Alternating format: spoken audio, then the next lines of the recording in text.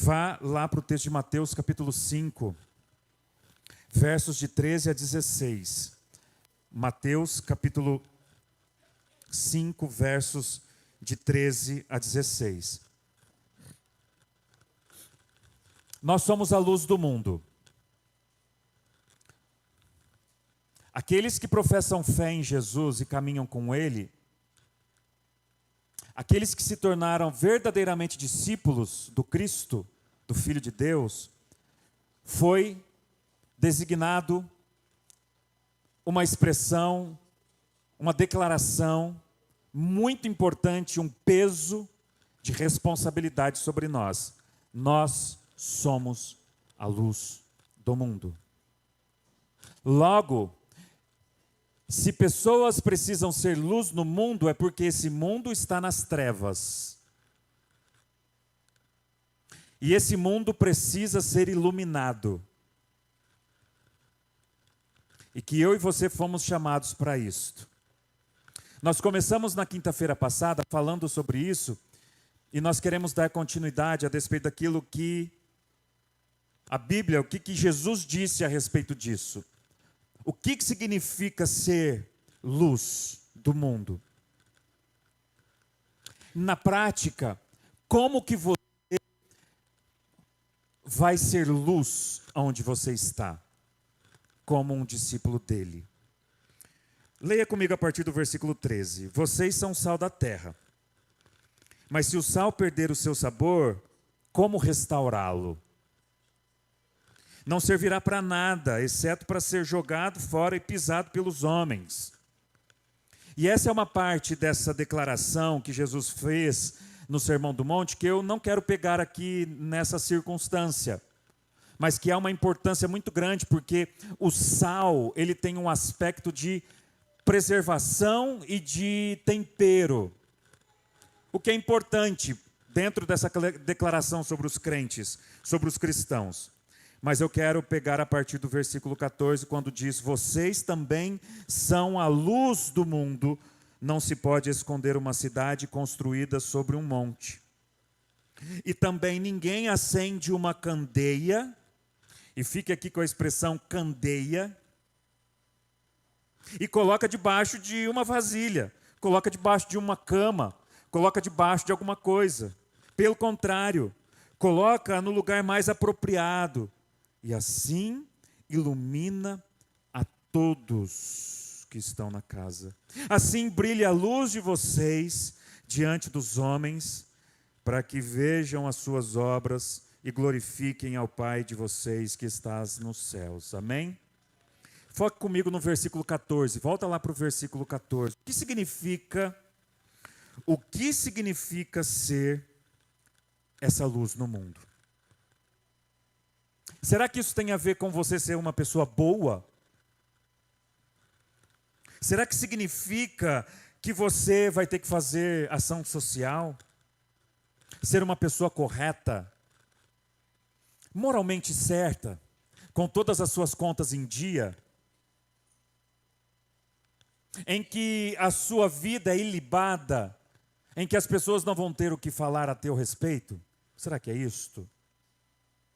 Será que o ser sal e luz no mundo, especialmente ser luz no mundo, tem a ver com um comportamento moralmente correto? Se for, não faz muito sentido.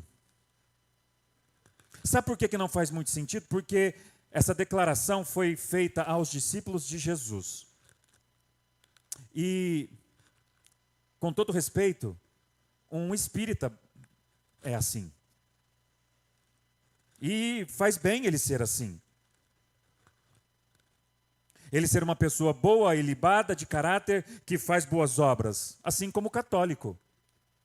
Em que, inclusive, nessas doutrinas, a base da salvação pregada nessas instituições, nessas religiões é: faça boas obras, seja uma pessoa boa, para que você seja salvo. Se você for no contexto lá do Japão, você vai conversar com pessoas budistas que a premissa da fé é esta: nós temos que ser pessoas boas. E assim eu sou luz no mundo. Inclusive aderindo à perspectiva de um grande mestre que veio ao mundo há 2000 anos atrás, não sei se vocês conhecem, que em Jerusalém, no contexto do povo de Israel, um tal de Jesus Cristo nos disse a despeito disto. Então, no que se refere à tese de que todas as religiões, elas promovem um padrão de conduta, um padrão de comportamento. E eu quero propor aos irmãos que o Senhor Jesus, quando disse isso, ele foi um pouco mais além. Em que ser sal e luz no mundo, no que se refere a ser luz no mundo, num contexto de trevas, moralmente em trevas. Um mundo em que jaz o maligno. Um mundo que está numa decadência, se afastando do seu Criador. Em que essa luz, propriamente dita, ela está relacionada a iluminar corações. Abrir a mente para uma nova perspectiva, para uma nova realidade. Para isso, eu queria convidar os irmãos, pode deixar esse texto aqui, aonde você está aí, fique à vontade. Há um texto nos Evangelhos, em todos eles, em Mateus, Marcos, Lucas e João, os 4 testemunhos que apontam a vida, o ministério de Jesus, e conta-se a respeito de João Batista, aquele que veio preparar, aquele que veio anteceder o Messias, o Cristo. E em João capítulo 5, verso 35, foi dito que João era uma candeia que queimava e irradiava luz. E durante certo tempo vocês se empolgaram com a sua luz. João Batista era uma candeia que queimava, ardia e irradiava luz. E por certo tempo, os discípulos de João Batista, aqueles que estavam naquele contexto, Jesus já estava entre eles, mas o pessoal estava empolgado com a luz que era irradiada por João Batista. Uma primeira observação aqui, como nós temos uma tendência, o ser humano, de ir atrás de qualquer luz que se destaca por aí, diante de movimentos que acontecem. O nosso coração é tendencioso a isto. E João Batista, você vai entender aqui nas Escrituras, e o texto diz que por um certo momento, talvez na sua versão aí, vocês se alegraram, vocês se empolgaram, vocês foram seduzidos por essa luz que irradiava, dessa candeia que queimava e brilhava. Agora, o que significa uma candeia? Uma candeia, naquela época, eram as lamparinas dos dias de hoje. Só que as lamparinas hoje, ou elas são feitas de vidro, muito bem feitas, bonitas, ou de ferro, em que essa peça de iluminação, abastecidas por um óleo, no caso, hoje em dia, talvez por um gás inflamável, que promove uma chama de fogo. E que inclusive naquele contexto, assim como nos nossos contextos, na época de inverno, numa casa interiorana, na beira de um rio que faz um frio danado, casas assim, onde não há energia, com várias lamparinas, com várias candeias acesas por óleo, produz um fogo quente que queima e ilumina a casa. Em que naquele contexto, duas coisas acontecem. A casa fica aquecida e iluminada. E a Bíblia fala que houve uma grande candeia chamada João Batista que queimava e emanava luz. E as pessoas foram seduzidas por aquela luz. Agora, conforme diz as profecias do Antigo Testamento, especialmente escritas pelo profeta Isaías, ele disse que Deus enviaria à frente de vocês um mensageiro. Ele vai preparar o teu caminho, o caminho do Senhor. Voz do que clama no deserto, preparem o caminho para o Senhor, façam veredas para Ele. E de quem as profecias estavam dizendo? João Batista. João Batista é essa candeia que queima e emana luz, e que foi enviado à frente como um mensageiro do Senhor, preparando o caminho do Messias. Uma voz que clamava no deserto, que estava preparando o caminho, estava preparando as veredas retas do Senhor para o seu povo. Então a missão de João Batista era ser essa grande candeia que iluminava o caminho de Jesus. Ele preparava o caminho do Cristo. Ele estava aplainando os caminhos tortuosos para que o povo de Deus voltasse aos trilhos.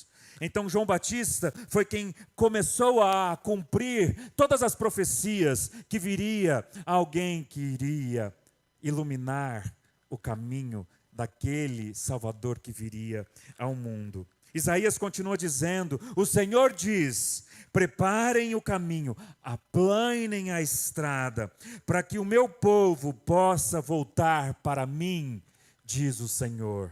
E quem fez isto? João Batista. Então, como que João Batista foi luz? Como que João Batista foi uma candeia? E serve para nós como exemplo. Ele não foi uma luz, uma candeia que queimava e irradiava luz no seu contexto, sendo um bom profeta. Puxa vida, olha, vocês precisam conhecer o tal do João Batista. Que homem sério na palavra! Que sacerdote ilibado. Olha, dentre os mestres da lei, um grande homem. Faz o bem no contexto lá da sua casa, da sua região. Ele distribui comida para os pobres. Ele veste de roupa aqueles pessoal de rua e daí por diante. Não. Inclusive o próprio Cristo disse: dos nascidos de mulher, não houve um profeta tão grande quanto João Batista. Ele foi luz no mundo, preparando o caminho de Cristo. Ele foi luz, ele foi candeia que fazia arder e queimar o coração das pessoas ao redor dele. Ele fez diferença apontando para o Filho de Deus. Ele fez o que deveria ter feito. Ele iluminou a mente e o coração dos seus ouvintes por causa da sua mensagem. Por causa da sua mensagem. Então, a partir dessa perspectiva de quem é João Batista, uma candeia que irradiava luz, que queimava, nós compreendemos e começamos a abrir os horizontes de que ser luz é muito mais do que boas obras. É muito mais do que você ser uma pessoa boa. Até porque as Escrituras dizem que o Evangelho de Cristo não quer dar um tapa no seu visual. A vida cristã, o cristianismo, a fé pregada por Jesus, não quer meramente dar uma guinada no seu comportamento, dar uma ajeitada para que você, como um bom religioso, para que você, como um leitor das Escrituras, um frequentante de uma igreja, cumpra o seu papel no que tange a perspectiva de um ser humano religioso. Não, absolutamente não. E João Batista vem aqui então mostrar que ser luz é apontar para Jesus. Ser luz significa simplesmente ser alguém que prepara o caminho de Cristo para outro. Uma voz espiritual nas trevas onde você vive. Uma voz que clama a despeito do Filho de Deus que veio ao mundo.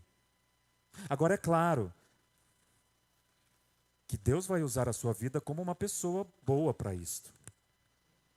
Em que nós, assim como as Escrituras dizem, que nós cremos pela fé e somos salvos pela fé, não por obras, para que ninguém se glorie.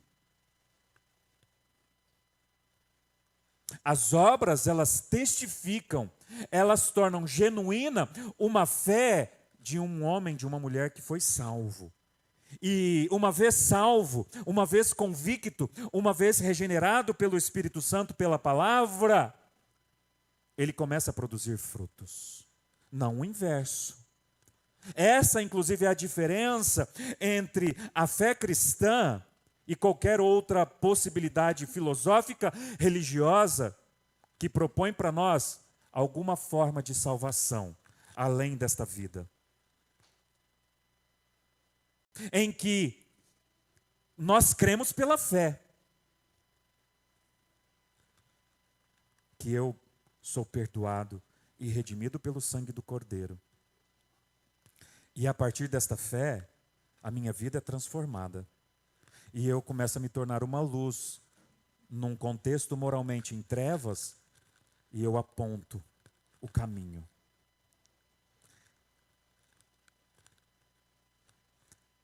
Eu digo quem fez isso na minha vida, inclusive fazendo bem, servindo as pessoas, amando, curando, perdoando, orando.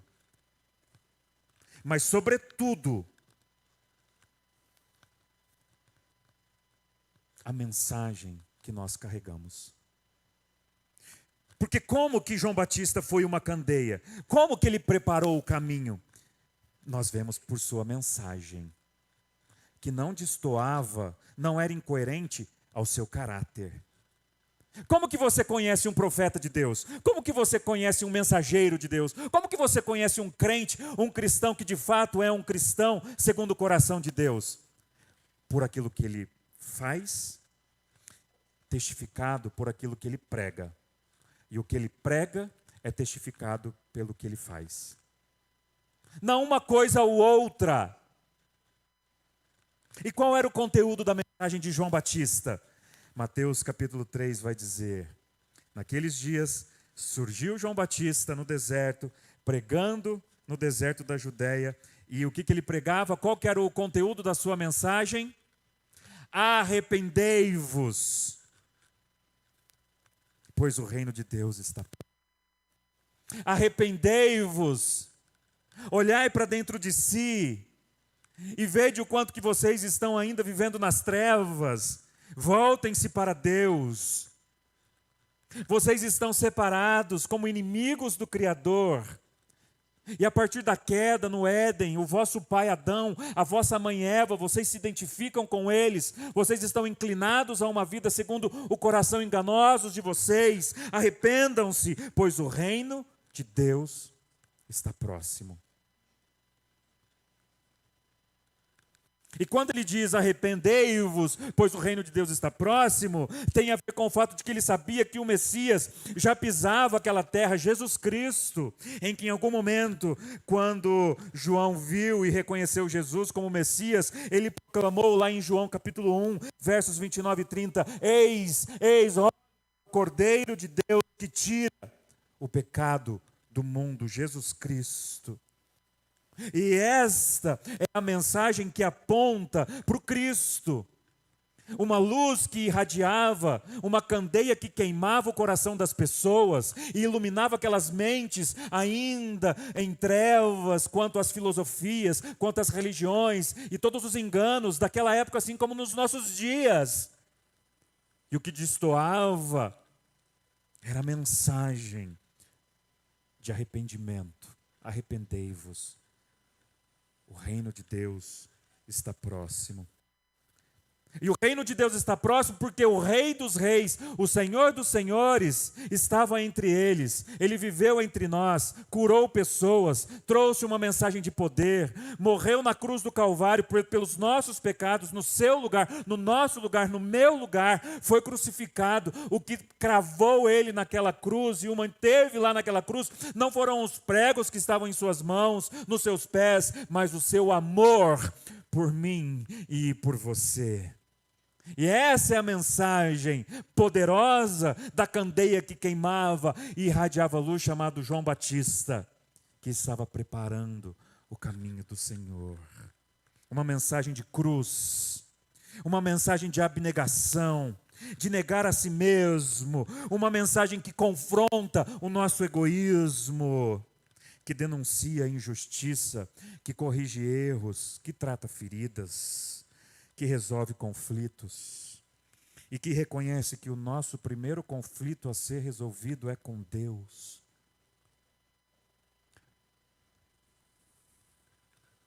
E a partir do momento que em Cristo eu compreendo que eu preciso me arrepender dos meus desvios, do modo como eu tento resolver a minha vida, do meu jeito, conforme a herança familiar que eu tenho,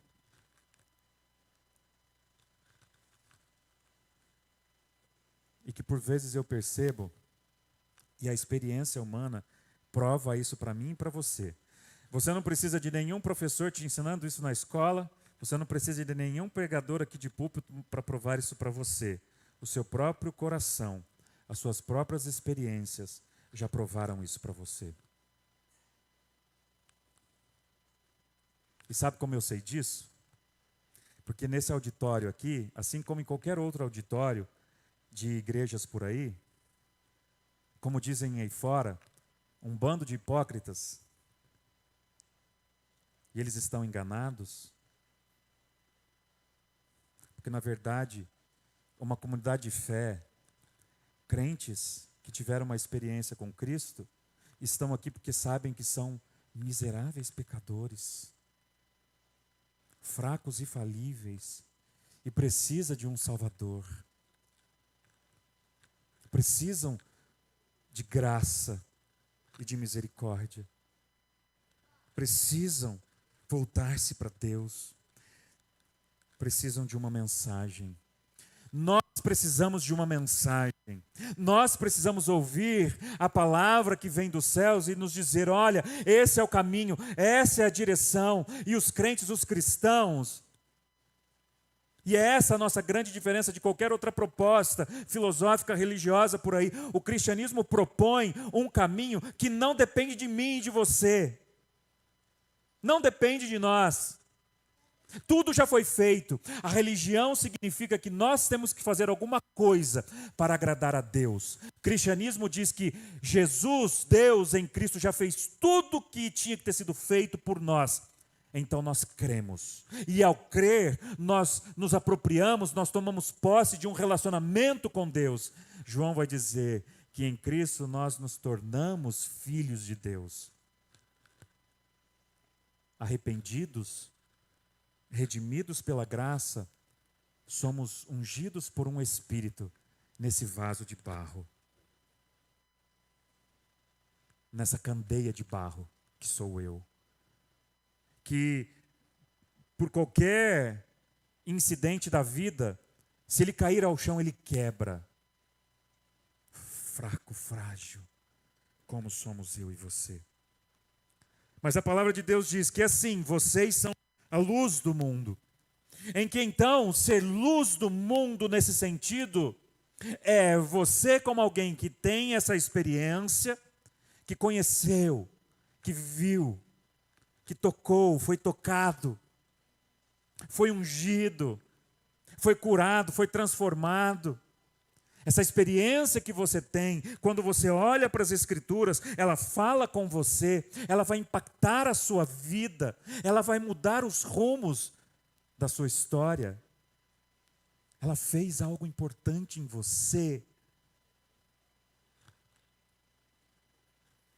Ela causou transformação na vida. Não para que você primariamente seja uma pessoa boa.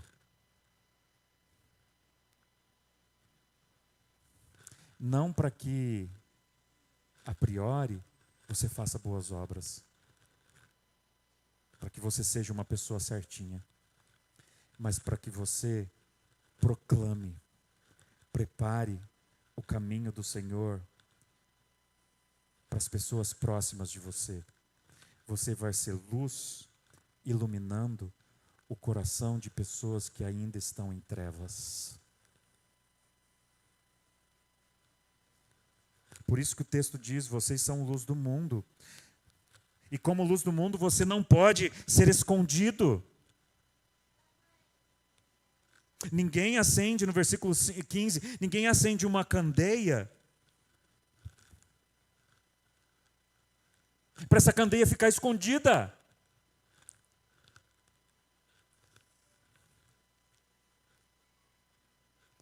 E que não significa que essa candeia, como um fogo em você, acesa, você veio ao culto, você se arrependeu, você foi alimentado aqui, esse fogo ardeu o seu coração, essa luz está irradiando você para amanhã, como um abafar. Não tenha nenhuma relação com o seu viver amanhã. E que talvez até esse momento, ser luz como cristão é ser uma pessoa boa, ser uma pessoa respeitosa lá no trabalho, ser um bom marido, uma boa esposa, um bom pai. E eu não estou dizendo que não é para ser. A questão aqui é o que vem primeiro. Em que eu vou ser essa candeia que vai estar colocada num lugar apropriado para iluminar a todos ao meu redor. Para iluminar a todos ao meu redor. E eu vou iluminar, proclamando, preparando as veredas de pessoas ao meu redor que ainda não ouviram claramente quem é esse Jesus. Assim como João Batista. Em que muito mais do que ser um bom cristão lá fora, você vai ser uma candeia e você vai queimar o coração de pessoas. Quando você vai confrontar pecados, quando você vai confrontar erros, quando você vai dizer às pessoas que não são todos os caminhos que levam a Deus, quando você vai ter que confrontar pessoas e você vai incomodar contextos e situações onde você vive, provocando pensamentos que confrontam o coração da pessoa, que confrontam as escolhas dela. E dizer: olha, Cristo é aquele que pode resolver o seu problema. Cristo pode perdoar os seus pecados. Cristo pode redimir a sua alma. Quando você faz isto, você se torna candeia, luz no mundo. Não meramente sendo uma pessoa boa, mas preparando o caminho de Cristo. Porque o reino de Deus está próximo. Arrependei-vos. Voltem-se para Deus. Olhem para Cristo. Essa realidade que nós vivemos aqui é apenas uma pequena fração de uma eternidade que o Senhor tem preparado para nós. E as nossas escolhas vão definir os nossos caminhos. O Senhor quer aplanar esses caminhos. E quando você faz isso, aí sim, definitivamente, você é um cristão que está sendo luz. Em que com o seu comportamento, como uma boa pessoa, você vai ajudar um amigo aconselhando ele. Claro, você vai oferecer pão para quem na sua casa pede comida. Mas você não é um bom cristão. Me desculpe, você é um bom cristão quando você vai lá e dá pão para um necessitado. Você é um bom cristão. Ninguém está negando isto. Você é um bom cristão quando no contexto do seu trabalho você é respeitoso, digno, ilibado, de bom caráter. Ninguém está negando isto. As Escrituras não negam isto.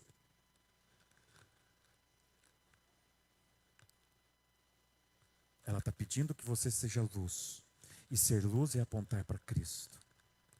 É uma boa oportunidade que você tem quando você, boa pessoa, de bom caráter, ajuda pessoas. Lá no seu contexto de trabalho, você está lidando com um amigo que está com uma crise no casamento. E você vai, você aconselha. Você fala, olha, aconteceu isso comigo. Seja mais prestativo com a esposa. De vez em quando, faz o lanche para o pessoal da casa. Coopera. Ela está pegando no seu pé por causa de meia no banheiro, toalha molhada, encharcada na cama. Coitada da mulher. Cuida direitinho da sua roupa, roupa cheirosa, o lençol bonitinho, passadinho, jeitosinho. Aí você vai lá e lambão, joga a toalha molhada na cama. Por favor, coopera. Considere a possibilidade de, olha, eu vou te dar umas dicas. E como um bom cristão eu devo fazer isso. Mas você vai ser apenas um bom cristão quando você para aí. Vocês estão comigo? Você para aí. E ali você está tendo uma baita oportunidade de apontar para Cristo, de ser uma candeia que vai queimar o coração daquele marido, dizendo para ele, olha, mas há um caminho maior ainda. O seu casamento está assim. E o que vai resolver não são apenas bons comportamentos, você precisa de Deus. Você precisa de Cristo. Por quê? Ele vai te perguntar, por causa disso. Você está assim porque vocês dois são dois pecadores. Vocês estão assim porque vocês irritam um ao outro, e o irritar um ao outro é só por causa de personalidade.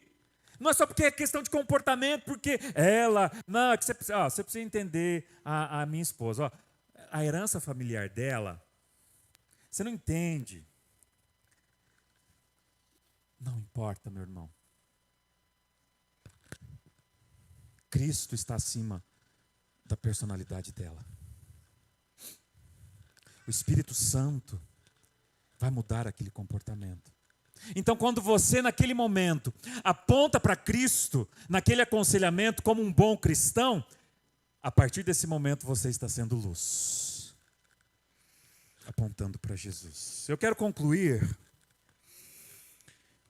Quando o apóstolo Paulo vai dizer em 2 Coríntios capítulo 4, você não precisa ir lá, inclusive as nossas mensagens, o culto fica todo gravado, você pode voltar depois, você pode anotar, aprofundar os seus pensamentos e a sua leitura, estudo bíblico.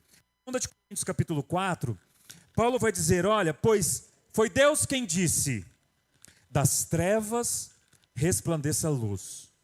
E aqui ele está fazendo uma referência direta ao haja luz de Gênesis, em que na criação do universo havia trevas na face do abismo, e Deus disse, haja luz, das trevas resplandeça a luz. Ele mesmo brilhou em nossos corações. Olha a referência, das trevas que brilhou, que foi brilhada pela luz das trevas dos nossos corações, para a iluminação do conhecimento da glória de Deus na face de Cristo.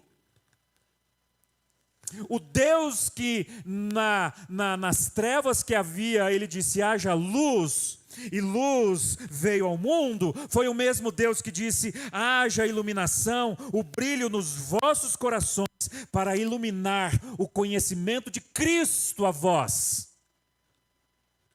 E aí ele vai continuar dizendo no versículo 7, mas temos esse tesouro em candeias, em vasos de barro, para mostrar que este poder que a tudo excede provém de Deus e não de vós. Em que nós somos essas candeias, esses vasos de barro, e esse tesouro que está em nós é esse óleo do Espírito Santo que está dentro de nós, que faz queimar a candeia que somos nós, da glória de Deus, do brilho de Deus em Cristo Jesus, através da minha vida. Há uma unção que continua queimando dentro de corações convertidos. Há candeias, há vasos entre nós, vasos de barro, que foram ungidos pelo Espírito Santo. Esse óleo que ainda continua queimando, irradiando luz. Você é uma candeia? Você vai permitir definitivamente que esse tesouro, dentro de um vaso de barro, desse Deus que diz: brilhe, resplandeça luz nos vossos corações, para o conhecimento de Cristo. O óleo da unção que continua a queimar as candeias por meio do Espírito Santo, a minha e a sua vida, para que de fato nós sejamos luz, de fato, luz no mundo. Uma luz que ilumina mentes depravadas, corações enrijecidos, deturpados pelo pecado, apontando essa glória, esse poder, em que a nossa missão também é sermos pequenas candeias que possam iluminar o caminho de pessoas apontando para Cristo. Nós somos chamados a preparar o caminho do Senhor àqueles ao nosso redor. Então, papai, continue sendo uma candeia lá dentro da sua casa, apontando para Jesus, para os seus filhos. Abra a Bíblia com eles, leia a Bíblia com eles. É o que eles mais precisam. Isso vai definir a eternidade deles. Fale para eles: o inferno existe e ele está no final de uma vida sem Cristo. A condenação existe de vidas que não se formaram e não se forjaram segundo o perdão, a graça e a misericórdia do próprio Deus que veio ao mundo, se encarnou e viveu entre nós, morreu numa cruz, para que de forma propiciatória, substitutiva, era para eu estar naquela cruz e ele já se colocou no meu lugar. Amado, amada, você pode acreditar em qualquer coisa a despeito da sua vida, dos rumos da sua vida, das suas decisões, do tipo de filosofia que segue e rege o seu pensamento, do tipo de comportamento e de herança que você tem familiar, cultural, seja ela qual for, política, social, econômica, seja ela qual for, você vai seguir estas coisas porque você crê naquilo. Porque pela fé, você vai seguir alguma coisa. Assim como nós, os cristãos. Nós cremos pela fé nesta mensagem. Eu creio. E ao crer, esse fogo queima a minha alma. Esse fogo arde dentro do meu coração. Faz pulsar mais forte. Ilumina a minha mente. E esse óleo, essa unção é tão poderosa que ela se expande através de mim. E esse é um chamado para iluminar caminhos, para chamar pessoas para essa jornada. Eu queria que você fechasse os seus olhos.